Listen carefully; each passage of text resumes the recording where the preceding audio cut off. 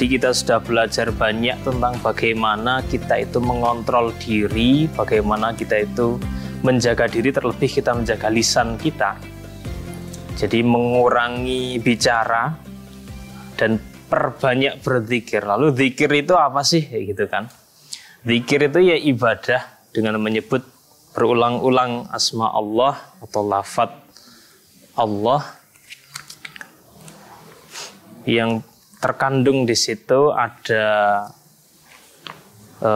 pujian terhadap atas rasa syukur kita atau kekaguman kita kepada Allah Subhanahu wa taala. Lalu apakah zikir itu sekadar dengan mendawamkan atau dengan mengucapkan lafal-lafal kalimat thayyibah yang sering kita lakukan, yaitu kalimat-kalimat seperti alhamdulillah, subhanallah, astagfirullah, Allahu akbar, itu saja gitu. Ternyata tidak. Ternyata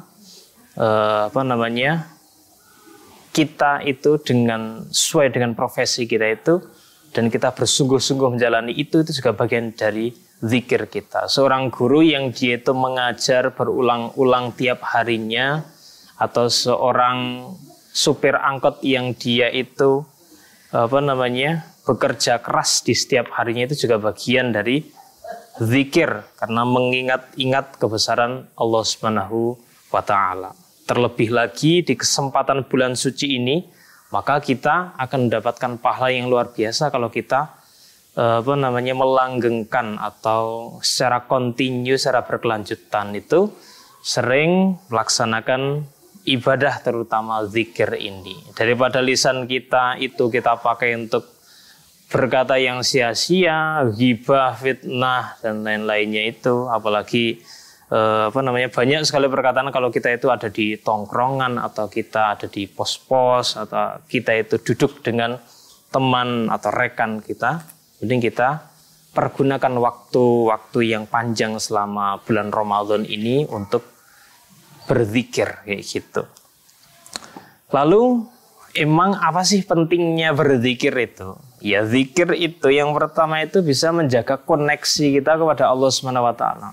Jadi selalu sambung antara kita dengan Allah Subhanahu wa taala.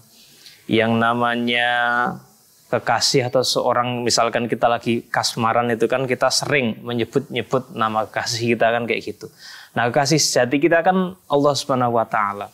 Maka tidak salah kalau kita itu terus menyebut-nyebut namanya, menyebut-nyebut nama Allah Subhanahu wa taala dengan mensucikannya, misalkan subhanallah gitu kan, atau dengan memujinya dengan alhamdulillah, atau dengan takjub dan kagum yang teramat besarnya itu, maka kita melafalkan Allahu akbar.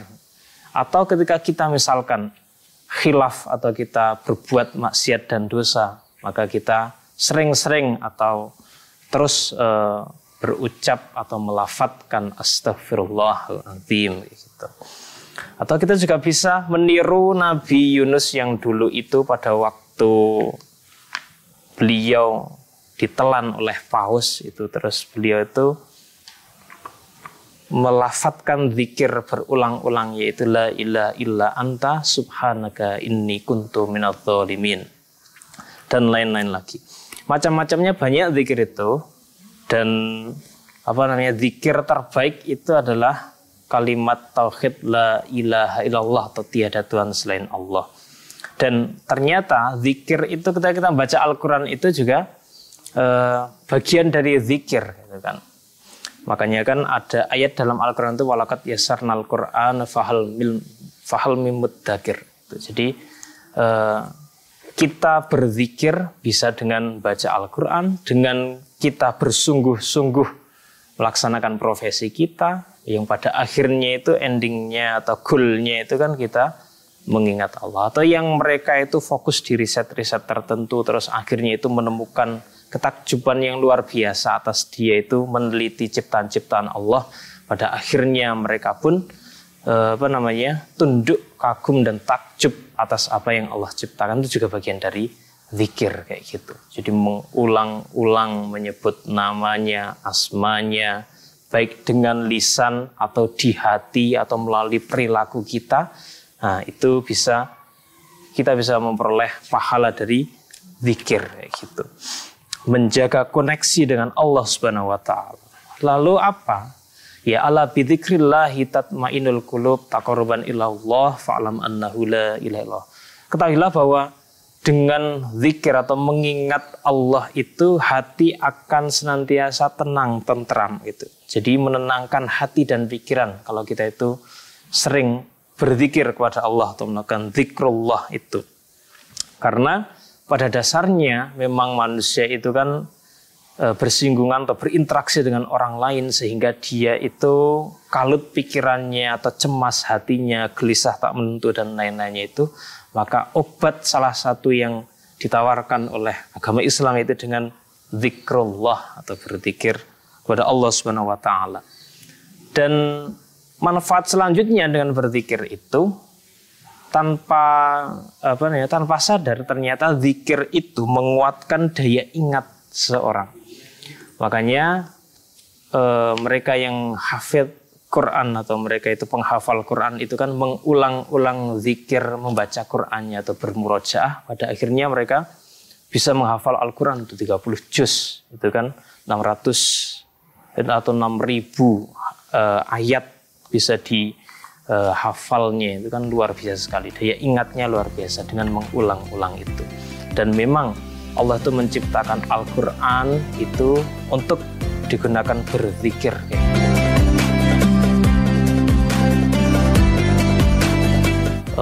Kita bisa dapat tarik kesimpulan bahwa mukmin yang baik itu ya dalam waktu berdiri atau duduk dan bahkan terbaringnya pun selalu bernilai zikir kepada Allah atau bernilai ibadah kepada Allah. Jangan sampai terus pada akhirnya lisan kita itu lepas kontrol atau lepas kendali dari kita.